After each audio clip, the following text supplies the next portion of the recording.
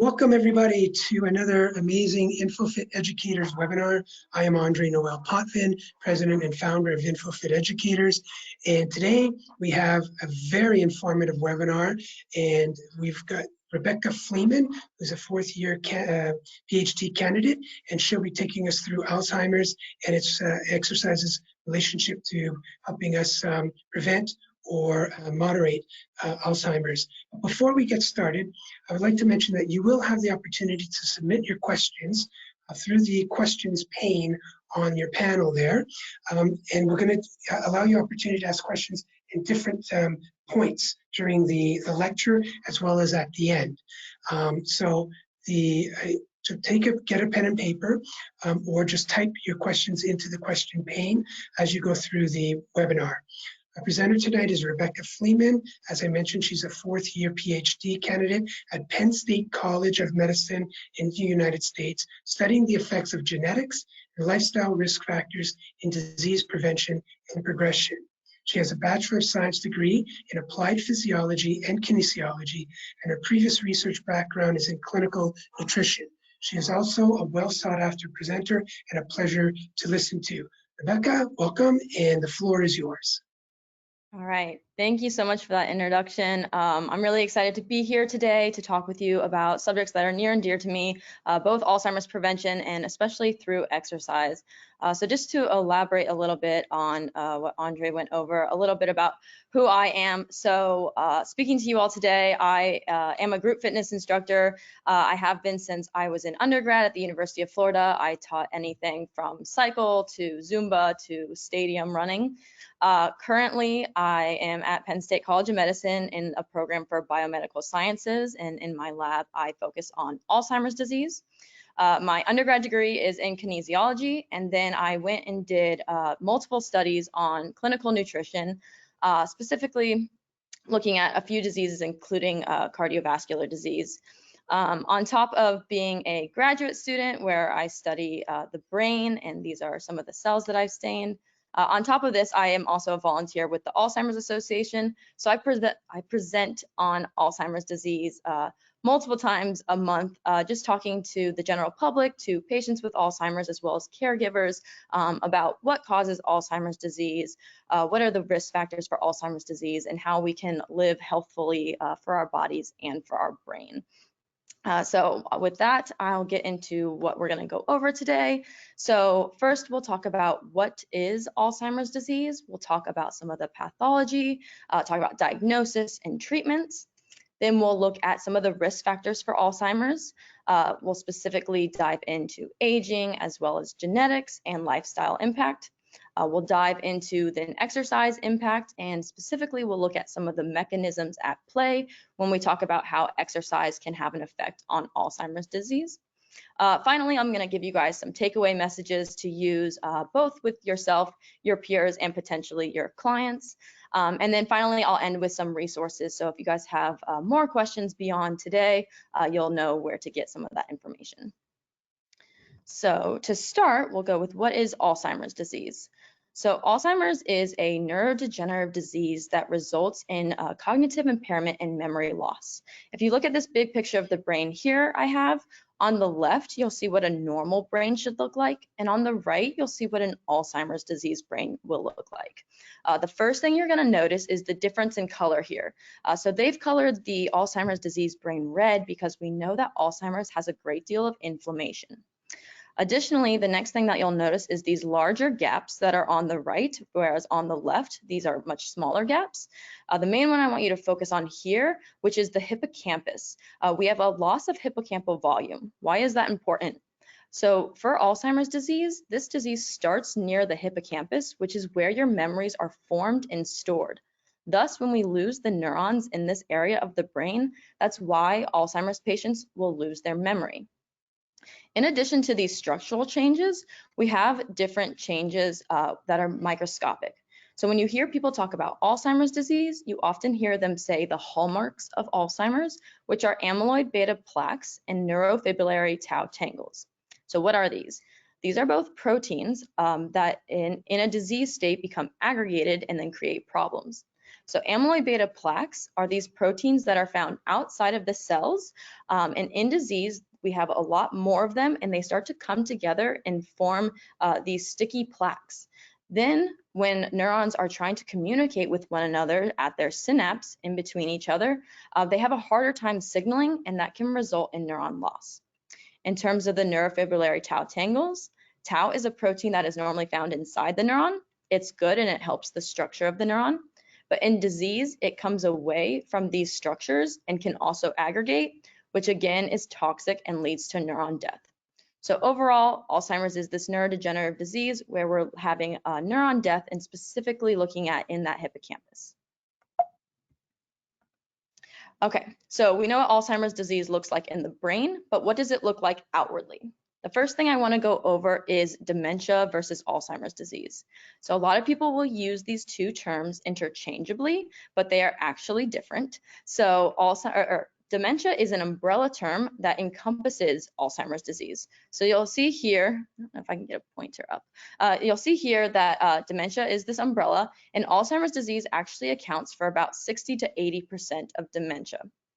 So when people talk about having dementia, it is likely they're talking about Alzheimer's, but not necessarily. It's also notable that many people have mixed forms of dementia where they have multiple types of dementia. So you can present with both Alzheimer's and vascular dementia or with Lewy body dementia all at once. Okay, talking about what does Alzheimer's disease look like, this is in general for dementia, the symptoms that we're looking for. We have memory loss, changes in mood, misplacing belongings, and hard to complete familiar tasks, as well as social withdrawal, poor judgment, struggling to communicate, changes in vision, and confusion in time and place. Now, if you think about each of these, a lot of these probably overlap with normal processes. I know for me, I misplace things constantly. Sometimes I have poor judgment, things like this. Also, we know that as people age, some of these things will increase naturally, and this overlaps with other diseases such as depression. So what we're looking at when we're trying to understand is someone presenting signs of Alzheimer's disease, typically we're looking for a combination of these, and especially ones that are out of the ordinary. So just misplacing your keys is very different from not being able to complete a task that your loved one has been able to complete their whole life, and it is something simple that they're used to doing recently and just suddenly cannot anymore. The best thing that you can do if someone starts to present these signs and symptoms is speak with them and encourage them to go and see a doctor, because a doctor is able to rule out whether Alzheimer's is on the table or if something else may be at play. Next, who has Alzheimer's disease? So right now we're in 2022, so looking right here, about 50 million people in the world currently have Alzheimer's disease. So this is a huge problem because we know that we have an aging population, and it's estimated that by 2050, over 100 million people will have Alzheimer's. This is complicated by the fact that we really don't know fully what causes Alzheimer's disease. So those pathologies I showed you earlier, we don't fully understand why person A versus person B will get those. And we also don't have a great treatment that will stop or reverse the progression of Alzheimer's. So with this increasing incidence, we really need better biomarkers and a better understanding of how we can prevent and treat Alzheimer's disease. So what does the progression of Alzheimer's look like? We start with preclinical Alzheimer's, and that's when someone has no symptoms but has maybe started to develop some of those pathologies in the brain. We then move on to MCI, which you may have heard of. This stands for mild cognitive impairment. Mild cognitive impairment is when you're having a buildup of those pathological proteins in Alzheimer's. You have those pathologies I showed on the first slide. This is where you start to develop the mild symptoms. This is typically around the age of 60 to 65. We move on to having dementia due to Alzheimer's. We classify Alzheimer's by mild, moderate, and severe, and these track with the symptoms. So going from interference with daily living to interference with most activities of daily living. And so the age of onset as well as the progression is unique to each person. Alzheimer's disease, it does not present the same in everyone, but typically what the average is diagnosis around the age to 65 to 70, and then most people will live on 5 to 8 years with Alzheimer's dementia, but it's not unheard of for people to live 20 plus years with having Alzheimer's disease. So how do we diagnose Alzheimer's?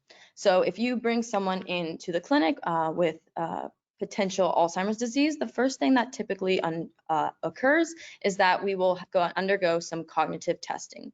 This cognitive testing will be in the form of both written and verbal tests. And this helps the doctor rule out whether we do have Alzheimer's dementia or probable Alzheimer's, or if it could be another disease at play. The next thing that can happen is some different brain scans. So here I'm showing you a PET scan, but people also can have an MRI done. An MRI will be used if we're looking at structural changes. So if you remember that first slide looking at the gaps in the brain, the MRI will show us some of those structural changes with the brain shrinkage and atrophy. However, this is a PET scan which uses tracers, and these tracers can show us how much of those pathological proteins are in the brain. So here on the left, you're seeing a normal adult, and on the right, you're seeing an Alzheimer's patient, and you'll see that the Alzheimer's patient is really lit up.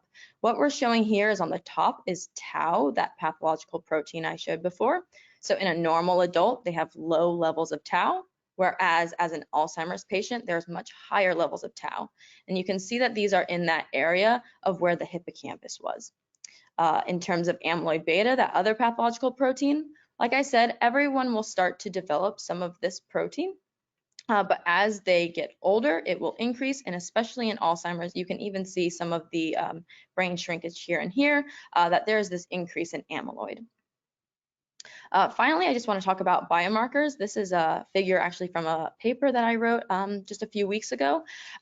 We're looking at different biomarkers so that we can better understand who has developed or who will develop Alzheimer's disease. And so biomarkers are needed because this is a disease of the brain. We cannot just go in and take out a chunk of your brain and look at it for these pathologies. Alzheimer's is not surgically indicated, so there's no reason for someone to go and take a chunk out of your brain. Instead, we need markers that are peripheral or imaging type things where we can determine if someone has Alzheimer's. So what different things can we look at? We have genetic testing that, depending on the type of Alzheimer's you have, can be more beneficial. So we have early onset Alzheimer's as well as late onset Alzheimer's. Early onset is those who develop Alzheimer's before the age of 65. This is also called familial Alzheimer's disease, and it's caused by a genetic mutation. So genetic testing in these types of patients is more important. Those who develop Alzheimer's after the age of 65 have a more common type of Alzheimer's called late onset dementia. And notably, this is 95 to 99% of cases. So most cases are this late onset. Here we're doing genetic testing for just risk genes, not genes that will actually determine if you have Alzheimer's. I talked about the brain imaging here. This is also a biomarker.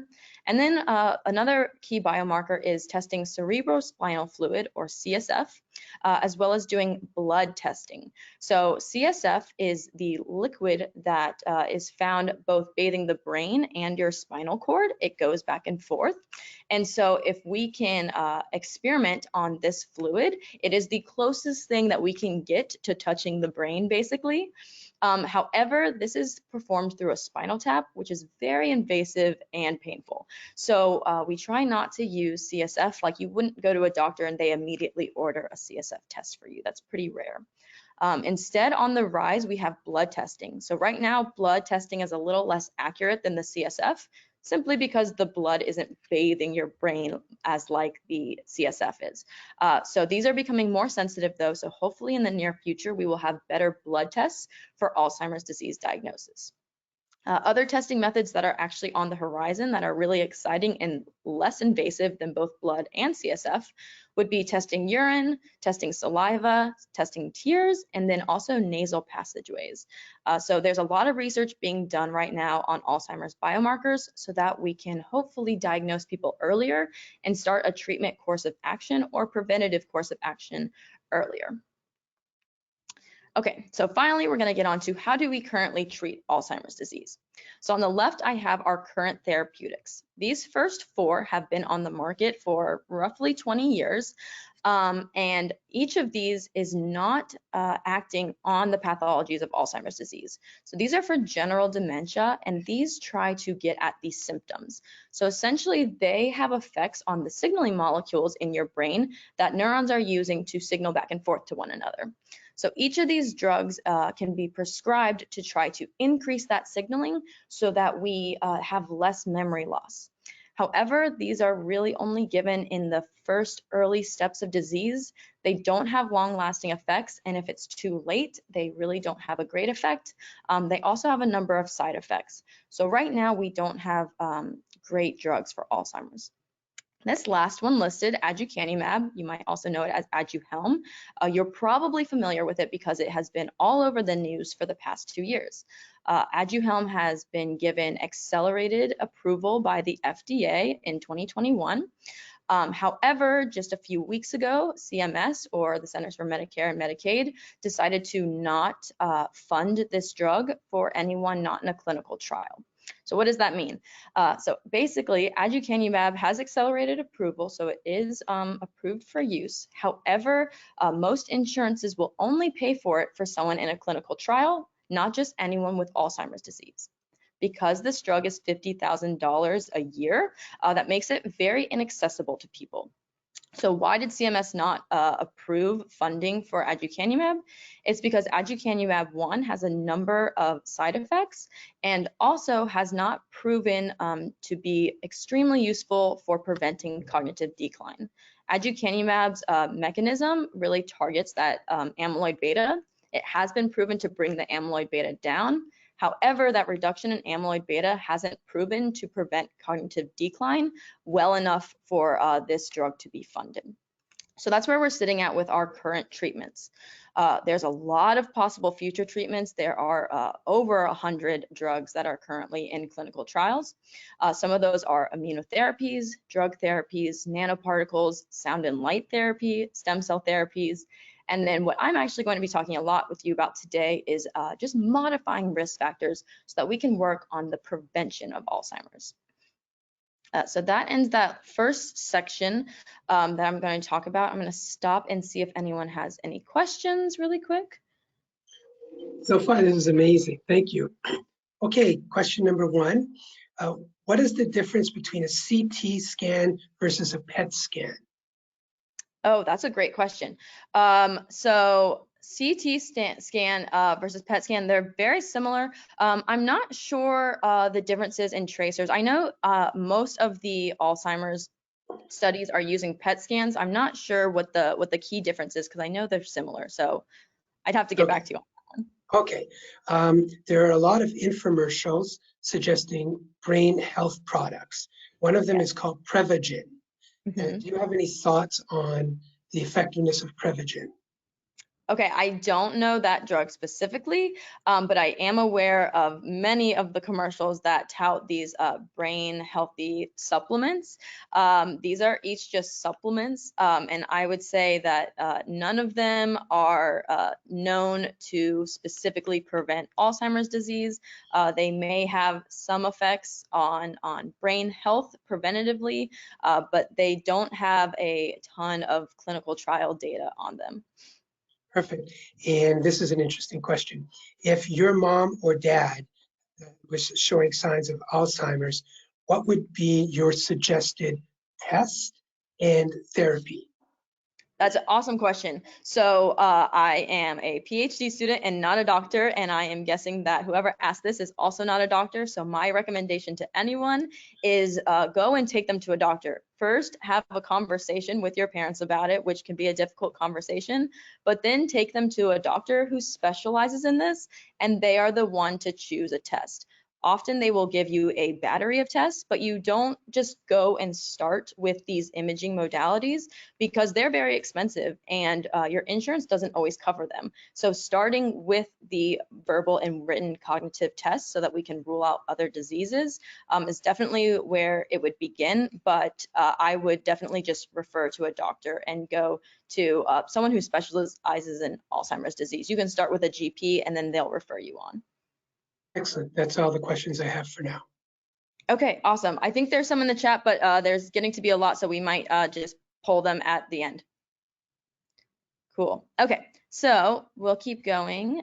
So that was all about Alzheimer's disease. Now we're going to talk about risk factors for Alzheimer's and the lifestyle as well as genetic. So there's three main circles encompassing risk for Alzheimer's disease. We have aging, lifestyle choices, and genetics. So two of these we cannot change, and one of them we definitely can. So we'll start with one that we cannot change, which is aging. And so specifically, we always say Alzheimer's is a disease of aging. Even those who have early onset Alzheimer's, it doesn't start until ages of older 30s. But most of Alzheimer's, that 95 to 99% is late onset, which is developing after the age of 65. Noticeably, every 5 years, your risk doubles for Alzheimer's disease after you hit the age of 65. So you'll see this bar just continuously grows exponentially, really showcasing that age is that greatest risk factor. A third of people over the age of 65 have Alzheimer's, and specifically those over the age of 65, it's 1 in 11 people have Alzheimer's disease. So it is really, really prevalent, and so just again showing how much we need biomarkers so that we can help to prevent and treat this disease. So what is going on with aging? Why is it that aging leads to Alzheimer's disease? Why don't young people get Alzheimer's disease? So we know that when we age, we have atrophy of the brain, meaning the brain is just shrinking as we age. No fault of our own, can't be 100% prevented just as we age. Additionally, we have buildup of inflammation and free radicals. Over our lifespan, we just develop these free radicals and inflammation that just progressively add up. Additionally, there's vascular damage that just is natural with aging, as well as a decrease in metabolism that we see peripherally with aging, but also occurs in the brain. The next thing to go over is genetics, and I really like to pause here because I think a lot of people are under the impression that Alzheimer's is an entirely genetic disease. A lot of people are under the thought that if their mom or dad, grandma or grandpa had Alzheimer's, they will then have Alzheimer's, and this is very not true. So we have different genes that have different effects in Alzheimer's. So I had mentioned the early onset versus the late onset. If you look at this graph, it shows how many people have a gene versus what the risk for the disease is. So you'll see these three mutations here, PSEN1, PSEN2, and APP. These are all proteins that are involved with amyloid beta, one of those hallmarks. So if you have one of these three mutations, this is when you will develop early onset or familial Alzheimer's disease. It is almost guaranteed you'll get Alzheimer's. However, these are very, very rare. Like I said, only 1 to 5% of Alzheimer's cases are familial or that early onset. So the number of people with this mutation is extremely low. However, we go to these sets of genes down here that more people have, but it's not as high of a risk for Alzheimer's. So these are not deterministic genes, meaning if you have them, that's not sufficient to cause Alzheimer's disease. So TREM2 as well as ApoE4 are the ones with the most evidence to be risk factors for Alzheimer's disease. Specifically, ApoE4 is a genetic risk factor that 25% of the population carries. So that seems really high. In this call alone, 25% of us will be carrying ApoE4. However, that does not necessarily mean we'll get Alzheimer's. It is just a higher risk. So you can have 1 copy of ApoE4 or 2 copies, and the number of copies actually increases your risk for Alzheimer's. If people have more questions about these risk factors, my entire PhD is actually on ApoE4 and combining that with lifestyle risk factors, so I'm happy to answer any questions there. But takeaway here is that genetics have a huge impact in a very, very small percent of cases here where it's deterministic. However, many people will have these risk genes, and we don't understand sort of why some of these risk genes are causing some people to develop Alzheimer's and other people not to. Like I said, 25% of the population carries ApoE4, but only 60% of people with Alzheimer's have ApoE4. So again, it's not necessary or sufficient to have ApoE4, but it will increase your risk. One other thing with genetics is being female. So we know that 2/3 of the Alzheimer's population are female. So females are actually twice as likely to get Alzheimer's disease. A question I normally get is, so women live longer than men. Is that why we think that women get more Alzheimer's, just because they live longer and aging is a risk factor for Alzheimer's? And that answer is no. So if you normalize for aging, women still have increased risk of Alzheimer's, and it's still poorly understood why they're at such higher risk beyond them living longer. So in terms of genetics and things that you really can't change about yourself, that's where we sit with Alzheimer's risk. Finally, and I think most interesting because we get a say in this, is your lifestyle risk factors for Alzheimer's. So I really like this figure because the top is telling you what increases your risk, the bottom is telling you what decreases your risk, and the arrows are color-coded based on the amount of evidence that we have. So this was from a literature review that I really like in the field. But essentially, ways that are increasing your risk for Alzheimer's, number one, without a doubt, is traumatic brain injury. So we've seen people who are football players or people who have suffered concussions from car crashes, things like that. They are definitely at increased risk for Alzheimer's because of that brain inflammation that happens when you have a traumatic brain injury. Additionally, there is moderate to strong evidence for obesity in midlife, hypertension, which is that high blood pressure, current smoking, as well as diabetes. So these are all things that you have a pretty heavy hand in preventing. Finally, we have depression, sleep disturbances, and hyperlipidemia. So these three are interesting, and the evidence is unclear, but with these three, there's a lot of chicken and the egg concept coming, especially with sleep. We're doing a couple of sleep studies in my lab and trying to think about, is Alzheimer's causing sleep disturbances, or are sleep disturbances increasing your risk for Alzheimer's? They kind of go hand in hand. We know that there's this huge connection with sleep, but we just don't fully understand what's causing what right now. In terms of preventing dementia, so the good behaviors that we can have in order to decrease your risk, the number one that pops out is years of formal education. The more years that you were in school decreases your risk for Alzheimer's. If you are outside of school at this point, there are tons of free ways that you can learn new information, such as doing courses through Coursera, but different types of education can definitely decrease your risk. The next, and the one that we're most interested in this talk, because I'm talking to a lot of fitness professionals, is physical activity. So we know that there is strong to moderate evidence about physical activity actually decreasing your risk of dementia, and we'll dive into that next. Having a healthy Mediterranean diet as well as cognitive training can decrease your risk.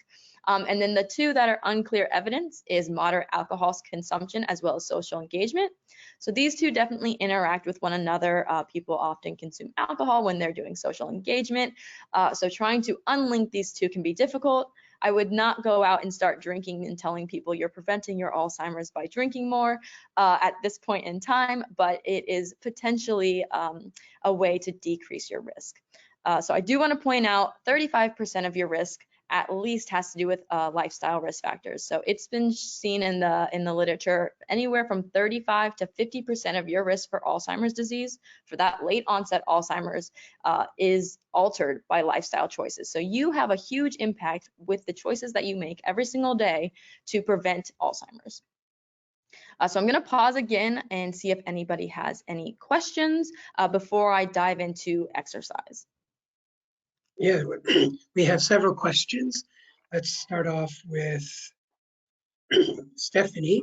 If older adults can have amyloid beta and tau on PET scans, is there an established threshold of what is considered Alzheimer's disease pathology?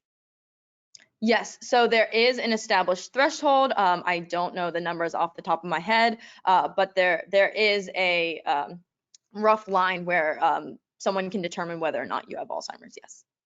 Okay, the 10 evidences shown in the beginning of the seminar, do these indicate dementia or Alzheimer's? Christina. Oh, the 10 warning signs, those were for dementia. So overall, in terms of like outward symptoms, it's more of dementia. Jennifer asks, should we be asking our physicians for baseline testing prior to age 60? If you don't have outward symptoms, like you can ask your family and friends if you've been exhibiting symptoms. They're typically pretty concerned about you and would notice them. I don't see any reason before the age of 60 to be asking your GP about them. If you do have concerns, definitely ask them. It doesn't hurt to go through cognitive testing. Okay, Finn would like to know, what are your thoughts on brain training games? Do they help in conjunction with exercise, or is it primarily physical exercise doing the heavy lifting, no pun intended? That's a great question. So there have been some studies on brain games, and it definitely depends on the type of brain game. So previously, we kind of thought like, oh, any sort of brain stimulation like crosswords and word searches. It's actually been found that those aren't very helpful.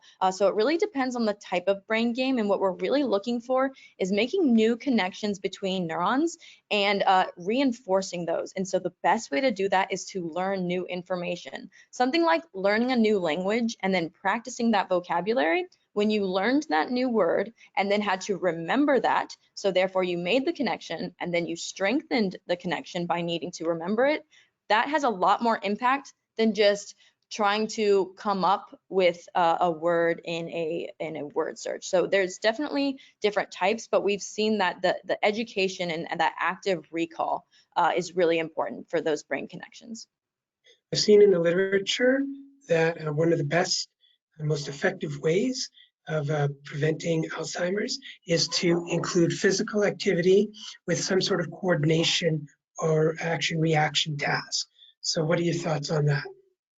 Yeah, definitely doing two at once for sure. When your brain has to work a bit harder and be learning new things or thinking about the next action, definitely an improvement.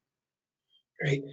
Christina would like to know, does physical activity positively affect inflammation? Yes, we will go over that mechanism in a second. Kathy would like to know, I've heard if you have had a hinge injury, it puts you at higher risk for Alzheimer's disease. I think you answered that one. Yep. Yes. So yes, higher risk. Okay. I've also heard your risk increases with PTSD.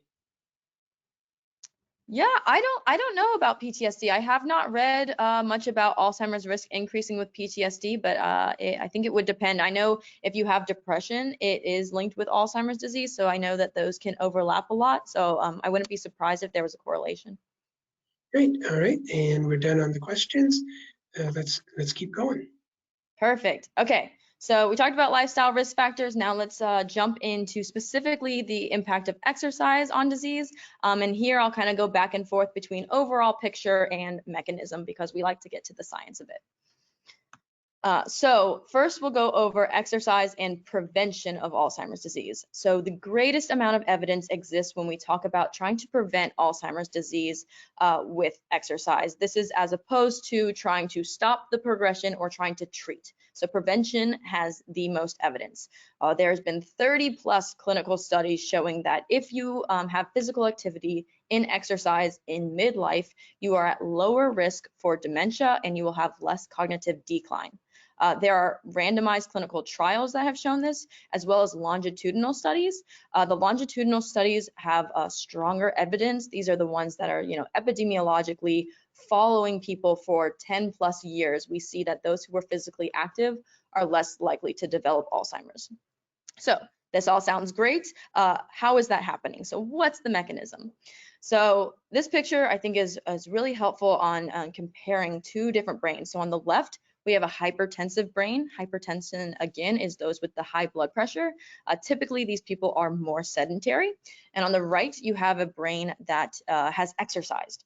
So on the brain portion of this figure, the one thing that you'll notice first off is the amount of these arteries. So on the right, you'll see larger arteries and more of them, whereas on the left, you'll see a little less.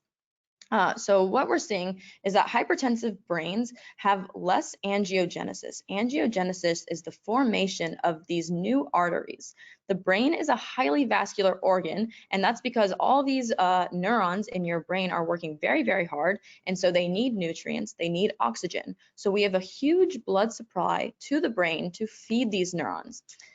When we don't have a good blood supply, the neurons are not being fed as well, and they cannot work as hard. So therefore, the angiogenesis that occurs due to exercising is really helpful. And so when we have a lack of exercise, we don't have as much of this blood and this new nutrients getting to the brain cells. Additionally, we have a lack of blood flow. So in addition to having less of these arteries, the blood flow to them within the arteries that we do have is also less. And when we have narrowing of these arteries due to diet or just poor lifestyle choices, we do also have this reduction in blood flow. As opposed to in an exercise brain, in addition to having this increase in arteries and increase in the amount of blood flow, we also have greater blood-brain barrier integrity. The blood-brain barrier, or BBB, is the portion of the brain that is protected from the vasculature, and essentially it is preventing toxic things from entering the brain. So when we have better integrity, we're better able to keep out bad things from getting into those cells. We also have increases in different nutrients in that blood supply. So VEGF and BDNF are both things that help neurons maintain their health. Additionally, neurogenesis and plasticity, this is talking about the number of neurons increasing, as well as just having neurons that are able to shift and take on new roles. We have increases in synapses, which again are those portions of the neurons that are communicating with one another. So overall, what we see is the exercise brain is getting more nutrients, more oxygen, and is thus able to work harder, and these neurons are able to survive longer. Additionally, this is a new study that just came out this year that was really exciting, showing that improved blood flow on top of bringing these nutrient-rich blood to the brain is also able to prevent some of the amyloid beta in the brain. So this is a new avenue of research that exercise might indeed actually have effects on the key pathologies in Alzheimer's. So this is in terms of prevention, what we're looking at, what effects exercise has. Okay, so next we'll talk about progression. So we started with prevention, and we get less and less evidence as we go. So if we are developing Alzheimer's disease and we choose to try to stop it with exercise, there is not nearly as much evidence for this, but there is no evidence that it will do harm. So remembering that it can potentially be beneficial, cannot be harmful, thus is a good idea to exercise even if you've been diagnosed with Alzheimer's. In terms of what the randomized clinical trials have found, they've tried to look at, oh, maybe we haven't seen a significant difference because we haven't chosen the right type or duration or intensity of exercise. What they've found so far is that we're not sure about type, duration, or intensity, but more seems better, vigorous seems best. So in terms of if someone asks you, I would go for a run or a walk, which should I choose? I'd recommend the run. If they say I could go for a 10-minute walk or a 20-minute walk, what should I choose? More seems to be better as long as they can tolerate it and enjoy it. The best exercise regimen is one that is sustainable and enjoyable because they will keep with it. So what's the mechanism here? This can also apply to prevention, but just to further the mechanism of exercise having an impact on Alzheimer's. In general, we know that exercise can increase HDL cholesterol. If you'll remember, you have two main types of cholesterol, LDL, which people call the bad cholesterol sometimes, and HDL, which sometimes people call the good cholesterol. Essentially, why are they calling these bad and good? HDL cholesterol is able to take cholesterol away from the liver and bring it to cells that need it. Your cells have membranes that are made up of cholesterol, and so they actually need this HDL to come and deliver it to them. It creates healthy cells. So exercise is able to increase HDL. Noticeably, we have seen that if you increase HDL cholesterol, your risk for Alzheimer's goes down. So this could be one mechanism for how exercise is actually able to slow or prevent Alzheimer's disease. So looking at this mechanism just a little bit, I know there's a lot going on here, a lot of proteins being activated, But overall, we see that exercise is stimulating proteins in the muscle, in the liver, and in your adipose tissue, just your fat cells, to increase a protein called adiponectin, as well as increase a cytokine called IL-6. This has effects on the liver to create more HDL. And so this higher HDL, it's unclear how it's really preventing Alzheimer's, but we know that it has an impact on neuroinflammation, which was someone's question, how does exercise potentially prevent neuroinflammation? This is one way, as well as it can impact cerebral amyloid in the brain. So one thing I do want to note is that with this mechanism, as well as all the other mechanisms that I'm going to mention, these effects can be genotype dependent. So sometimes we see really strong effects or very weak effects, and then further analysis allows us to separate by genotype. Meaning if we have a clinical study and we get a result for everyone, it might not be a significant result. But if we take all these people and separate them by their genetics, so some people have that ApoE4 risk factor and some people don't, we might see that exercise has a greater impact on those with that ApoE4 risk factor, whereas people without the ApoE4 risk factor, exercise doesn't play as big of a role. This is what we're talking about when we talk about personalized medicine, which is really on the rise right now, is determining someone's genes and then seeing what the different treatment options are for these people, because they can have different effects. This right now is really only being done for the most part in cancer patients. A lot of cancer patients have been genotyped so that they can determine which type of therapy they should get. But more diseases are gaining traction in terms of using genotype to determine what different prevention strategies as well as treatment strategies could work. So finally, I want to talk about treatment for Alzheimer's disease. So we talked about earlier, there's not a good drug treatment right now. And so potentially maybe we could use lifestyle risk factors as treatment. So currently there is pretty much no evidence that exercise can stop or reverse Alzheimer's once it has completely settled in. However, there are some interesting studies that I'm going to mention next that give us a little insight into exercising having some potential effects once Alzheimer's disease has actually settled in. But as of right now, there's nothing conclusive, meaning there's no clinical randomized human trials showing that this works. The study I'm going to show you, though, is this was done in mice. So there's this protein called irisin, this right here, irisin, and it's a protein that we all have that is specifically upregulated when we exercise. So looking at this figure, when we exercise in our muscles, they start to produce more of this irisin. This irisin can then get in our bloodstream and travel up to our brain. And when they did this in mice, they exercised them on a little spinning wheel. They found that the mechanism is when irisin binds to its receptor, it can actually lead to better memory in these mice. Additionally, when they had mice that had the Alzheimer's amyloid beta, it prevented this amyloid beta from aggregating. So two really great effects. It prevented the memory loss, and it also prevented some of the aggregation of the amyloid beta. Notably, this is in mice, but this is a great first step into looking at how exercise might have impacts on Alzheimer's, both in terms of the memory function as well as specific Alzheimer's pathology. They looked at just injecting this irisin into mice peripherally, like what you could do in a human, and that also had the same effects. But when mice just endogenously or created this irisin on their own by exercising, they saw higher levels. So potentially, this is one way that exercise could be having effects, both in a preventative strategy, this could work for prevention, but also potentially treatment. So the full mechanism is not understood, but they saw both the memory function as well as the amyloid beta, and they also saw decreases in neuroinflammation.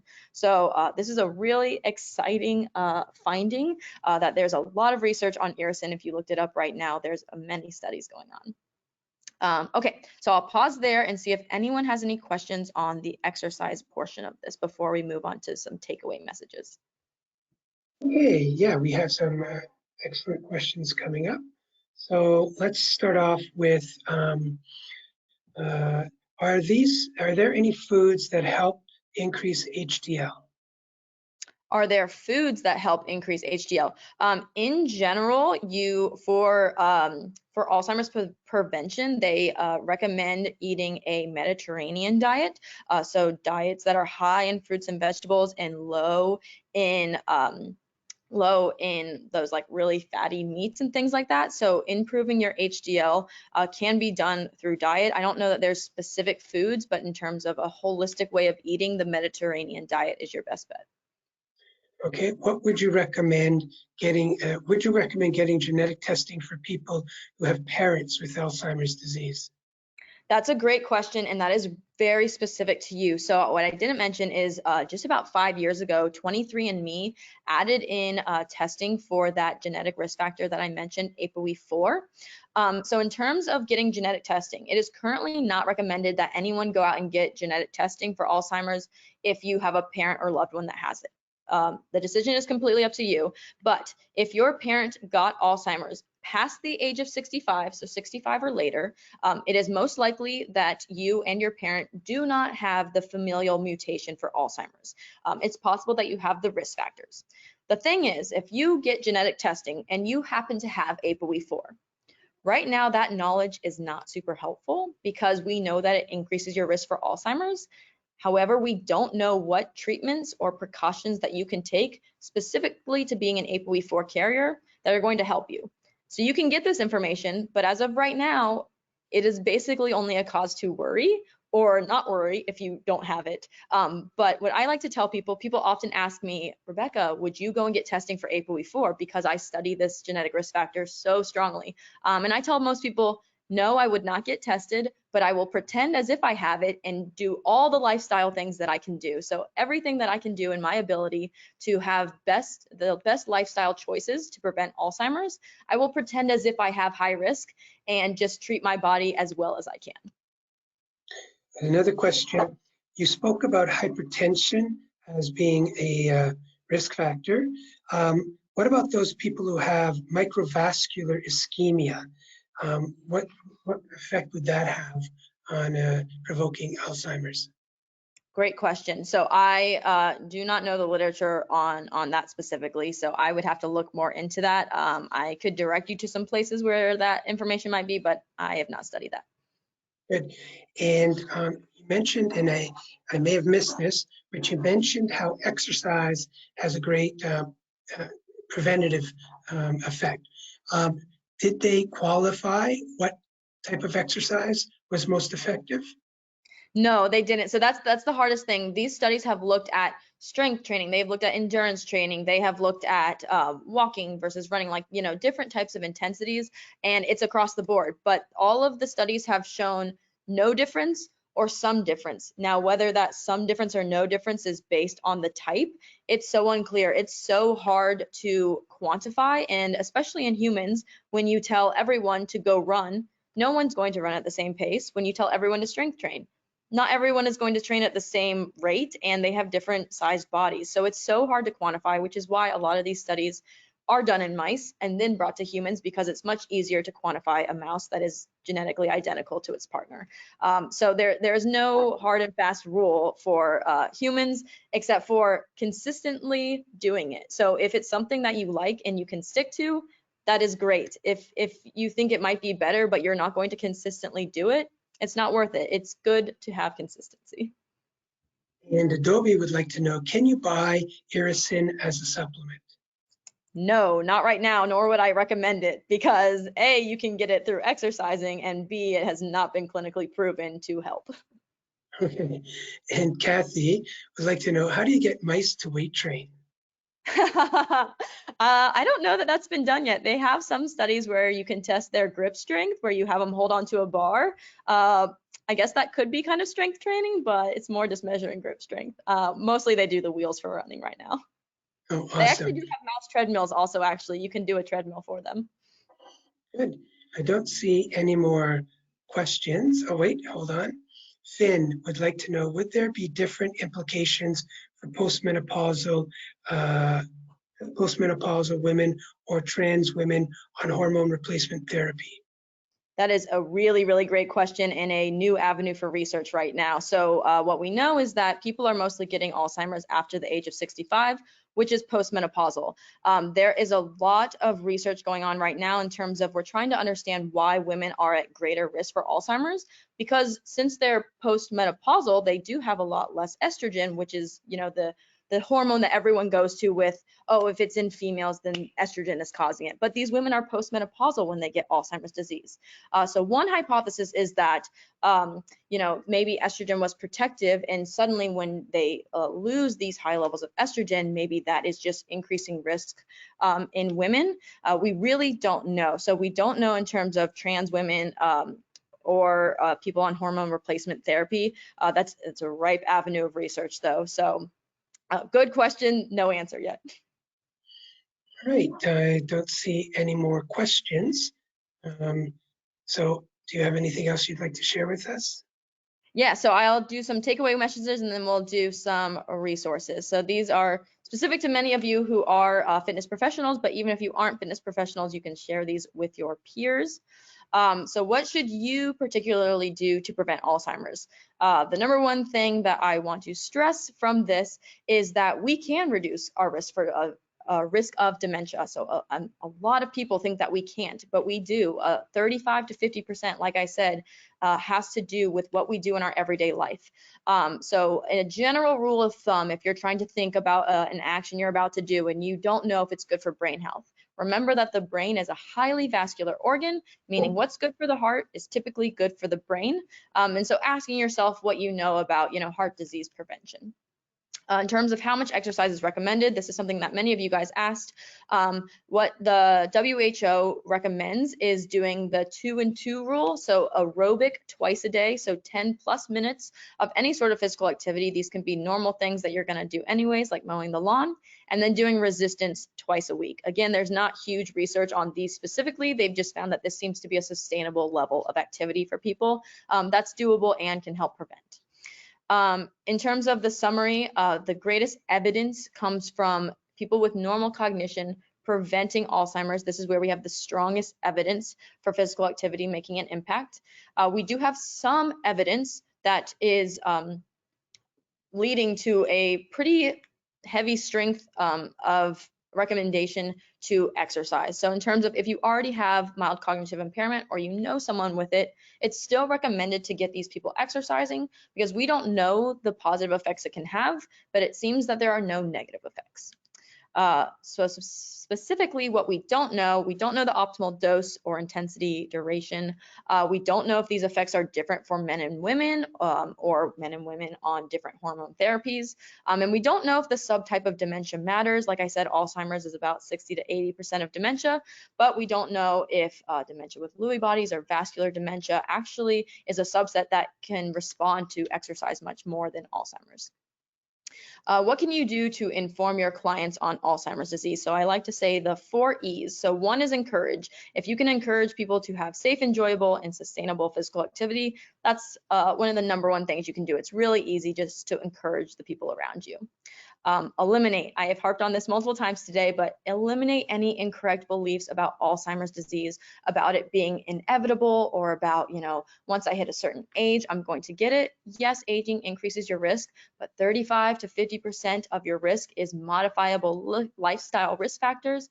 So as early as we can start taking that preventable action, exercising, eating healthy, not smoking, protecting your brain, all these things are going to help. Educate. Teach others about the positive effects of exercise for your body and brain. If you can educate people that exercise, in addition to all the other positive effects it's going to have on your body, will protect your brain. So what this might look like is, if you have a client who comes in and wants to have weight loss or increase muscle mass, as you're kind of explaining to them what each exercise is doing, you could throw in there, oh, also, this is increasing blood flow to your brain, and this is great for Alzheimer's prevention. Educating others so that they have other reasons to promote exercise in their healthy lifestyle.